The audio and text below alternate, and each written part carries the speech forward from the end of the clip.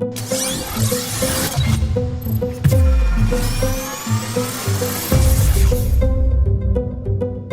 sure to check out MythVisionPodcast.com. Help MythVision grow, guys. Become a Patreon member. You guys will get early access to all of my videos when I'm done editing them. Also, it's a small community where you guys can message me your questions and talk to me in private. You guys can donate also through PayPal. Join our social media links down in the description. We have Twitter and Facebook groups. Help the community of MythVision grow. Don't forget to subscribe to this channel. Hit that bell button so you're notified every time I do a live video and you don't miss any of my content. Like this video and comment your thoughts below because I want to know what you think about all of these things. Dr. Price. Matt Scallon had emailed me. He's a buddy of mine, and he said, if you don't mind, I know you guys need help, and Dr. Price is definitely in tough times. I'd love to donate to have him check out what he's written, which he wrote me called The Fifth Gospel, but it's Shelter from the Storm. And he wanted you to read it and to give your remarks on this that he wrote. So with that being said, I figure I'd open up the video, introducing Matt Scallon, and him writing Shelter from the Storm. What was this about? And if you can commentate on this, what you think about this story that he wrote, and we can go from there. Yeah, it was a lot of fun to read. Sometimes when I'm asked to read people's books, I kind of groan a bit because I don't really like reading things off the screen and so on. But I figured, and I thought, well, this is over 70 pages. It might be a labor, but it wasn't. It was really a page turner, even though there weren't any pages. And it wasn't really interesting. I don't know Matt, and I obviously didn't know his friend Chuck, I guess. I think, does he go back and forth between Charlie and Chuck? At any rate, he sounds like a really fun person to have known, and reminds me of a couple of wacky friends of mine who have enriched my life. Toward the end of it,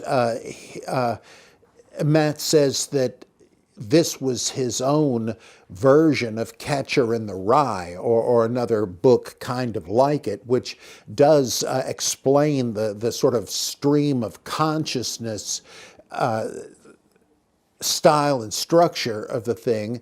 And it's not like you have to know that to enjoy it as you read it, but it might be a good idea to introduce that closer to the beginning. But I don't know that it really matters. It certainly didn't inhibit my enjoyment of it. I noticed that, I noticed I was occasionally confused as to the timeline. It kind of jumps back and forth. And again, it doesn't take long to realize what's going on, but I don't know if it'd be possible or if it would be inadvisable, if it would undermine the point he's trying to make, to put more of it in the chronological order. Again, doesn't ruin it, doesn't really hurt it, but I just found myself like needlessly puzzled a couple of times, albeit for a short time.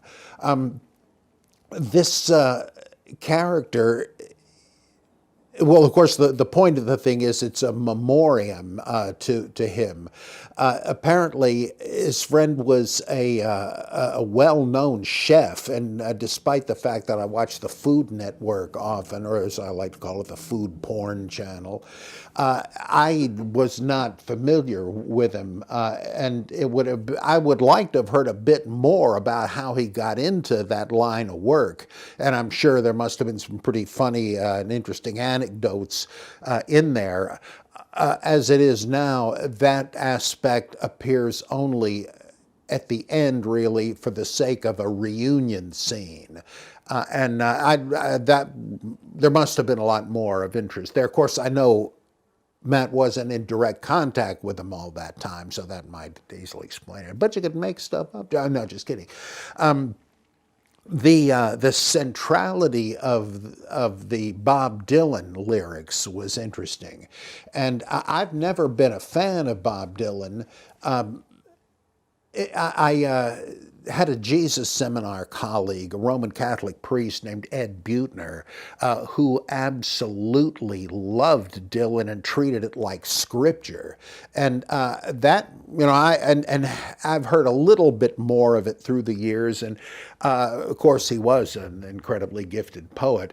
But to tell you the truth, what's always bothered me is the guy's voice. It sounds like he's about to vomit all the time.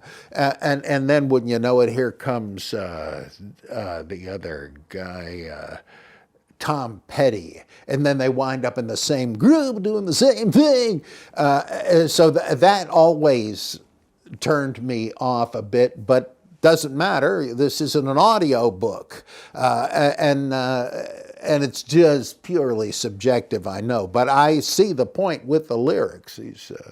I especially like one where he talks about Abraham being summoned by God to sacrifice his son. And he says, one is go out to Highway 51 and get some killing done. And so, oh boy, that is great.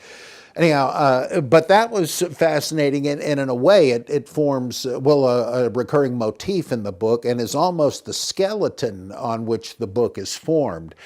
And I find it fascinating. Now, this is pedantic, but I'm an editor. I edit fiction and nonfiction all the time. And I assume this is kind of a draft, and there are certain punctuation and spelling issues that I think you would no doubt want to clear up eventually. But the book is lively, and there are what you would otherwise consider off-track, irrelevant observations, but you quickly realize, no, this is like Holden Caulfield in Catcher in the Rye, and it really mimics conversational speech. So that's a strength, not a weakness of the book. Another thing I noticed was the surprising references toward the end to Joe Atwill and Ralph Ellis. I know Joe's work from some years back, and I know him. He's a wonderful guy. I am only beginning to correspond with Ralph Ellis, who kindly sent me some of his books, and I'm eager to get into that. I find myself taking Joe's work more and more seriously, and but from what I know of Ralph's, it seems pretty far-fetched, but I haven't actually read it yet. So, and I am wide open to any theories, and which does not mean I just swallow them, but I'm interested to learn whatever I can from them, and in fact, the weirder a theory sounds to me to begin with, the more eager I am to explore it, because I figure maybe this writer has seen something I have missed, and here's my chance to see it, and that's changed my mind on a couple of things, such as deconstruction. So I'm eager to read those. But the reason I mention them here is I would be, as a reader, I'd be interested to see Matt develop that more. Like, why was the work of these two guys important to him? And did it loosen the hold of conventional Christian religion on him? Was that a liberating thing, or what? And there are a couple of hints of that. But I'd love to hear more in his style about his reactions to those books and those theories. That'd be real fascinating. Otherwise, I felt like, what's this even doing here? And I think, to me, it would seem more integrated with the whole thing if he were to explain how he happened to run across their work. Maybe he didn't, I've forgotten already, I'm senile. But what it means to him, and the implications and all of that.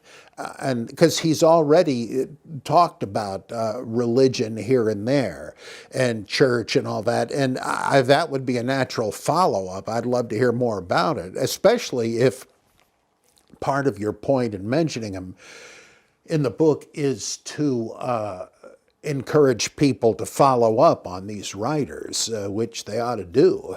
So I'd say, tell us more about it and what you find convincing and so on, because it's also two very different theories. And I'd love to hear what somebody like Matt thinks of them. I mean, he's not a stuffed shirt, pedantic windbag like I am. So his treatment of it would be very interesting. And I like the Catcher in the Rye character of it. I'm a big Salinger fan. I loved all of his books, and like Perfect Day for Banana Fish. That's a real goodie, and Franny and Zooey I absolutely love, and so I'd like to hear more about that. Also, maybe more philosophy, since he mentions enjoying courses in that and having done well in it. It might be interesting to hear some reflections on that. Again, the book is not bad for the lack of more development, but I think it might be even more interesting. So I liked it a lot, and these would be, if I were an editor, these would be suggestions I would make. But again, they're not really corrections. I want to draw a fine line there. And so I think anybody that read it would like it. And it might be, well, it might take them a while to realize what this is, but it's, even if that's not clear yet at any particular point of the book, it's a fun ride finding out. And,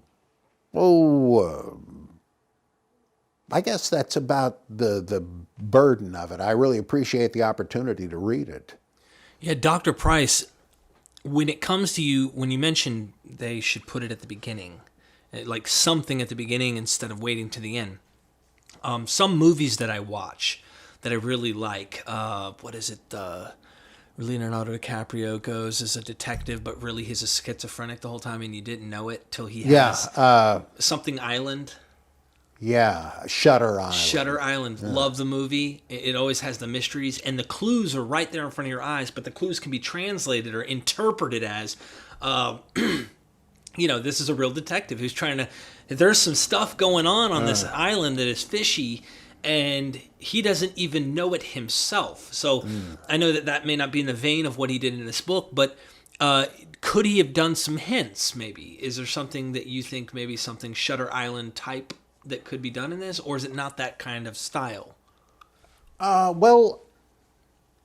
Hinting at the conclusion early on. Well, the big reveal in Shutter Island causes you to review the whole thing, and you find you didn't know what was going on, and now you do.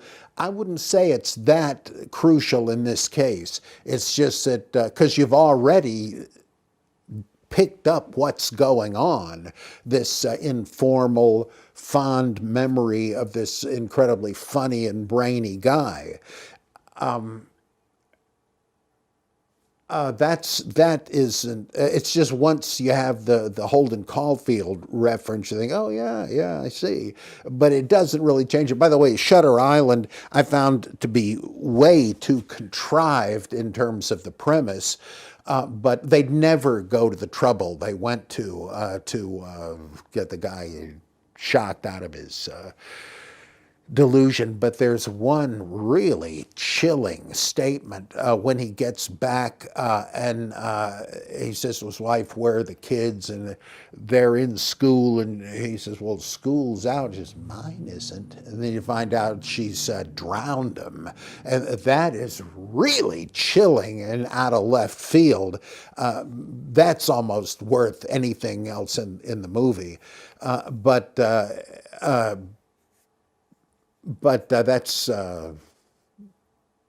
that's not even really the whole payoff. But it's interesting, and there's good folks in it. Bruce Banner is in it, and the Mandarin, and all these great Marvel Comics guys. When it came to the conclusions of this book, though, What did you find best about it? Well, his preserving the memory of his friend who is somebody you would like to have known. Well, now it's too late. He's dead. Well, it's sort of not too late because of this book. I mean, you didn't need to know about him, but even if you had heard of him as a great chef and all that. But with almost all serious literature, unlike the kind I'm involved with, you have the opportunity to, you're sort of like a vampire feasting on another life. There's only so many experiences you can have.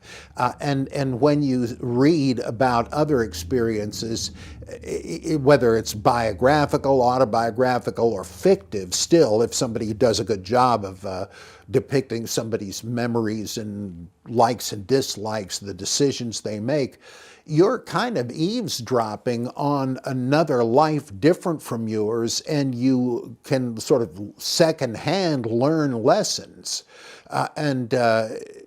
Here, for instance, Matt talks about how his friend perhaps made this big discovery about the mask when they went to see this Dylan movie, and he had a mask on, and that somehow jolted his friend, who just got up and left despite being a Dylan idolater. What's he doing leaving the flick? And Matt says he had to guess that the mask thing triggered something in Chuck, I guess it is, I can't believe, I'm not sure about that, but where he had to wonder, what am I masking? What's the real me that I would be disturbed to recognize? Because he talks about a kind of cruel trick they played on Beth, I think it was, and in college, and a friend, and that there were these two sides to the guy, and that he could be friendly, but he sounded like he was a racist and didn't mind making jokes about it.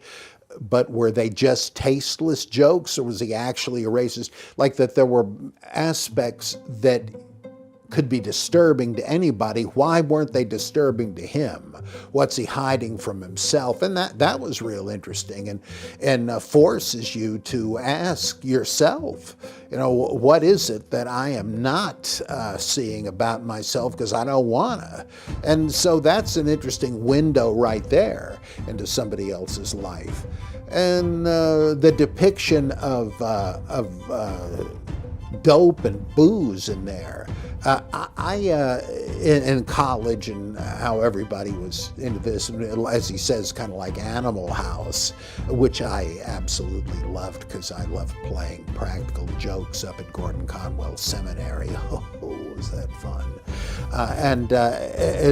But I loved it. But the fact that these guys were dissolute and drunk all the time, like Bluto. What a great character. I've got an action figure of him at home. That's beyond me, because I was never interested in any of that stuff. And it's interesting to see how much time and energy that consumed with these people he knew. And so if you've never had this kind of college experience, which I'm lucky not to have, it will tell you something about life you didn't know. And there's lots of great stuff in it. Another life that you're invited to spy on.